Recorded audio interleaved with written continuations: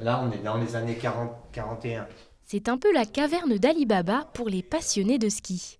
Plus de 300 objets retraçant l'histoire de cette discipline sont stockés dans ce local mis à disposition par la mairie de Beaufort. Gants, chaussures, raquettes et évidemment paires de ski décorent les pièces, mais plus pour très longtemps.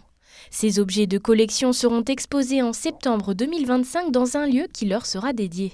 À l'initiative de ce projet, Jean-Jacques Bouchage, un mordu de ski qui s'est donné pour mission de transmettre sa passion pour ce sport en créant l'association Époque Ski. On a existé par le ski tous, l'équipe du bureau. Ça veut dire que si on n'avait pas des gens qui, à l'origine, nous avaient fait skier, on n'aurait pas connu tout ça. Et peut-être qu'on n'aurait pas travaillé dans le ski. Et peut-être qu'on serait peut-être même plus dans le Beaufortain, on va dire. Le but, c'est quand même de transmettre et pas oublier que les stations de ski, si elles existent, qu'il y a des gens qui ont fait des choses avant sur le bénévolat et sur l'apprentissage du ski à tout le monde.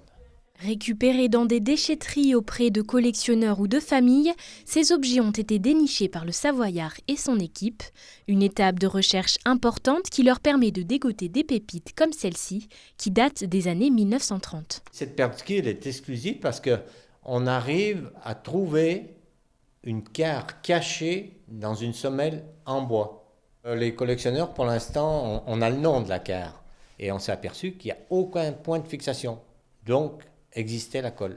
Pour la commune de Beaufort, qui a immédiatement adhéré à ce projet, c'est une occasion de plus de rendre ce territoire davantage attractif, et ce, durant les 4 saisons. Cette nouvelle activité va permettre aux touristes comme aux locaux de découvrir ce patrimoine beaufortain. Ce n'est pas un écomusée, c'est un centre d'interprétation.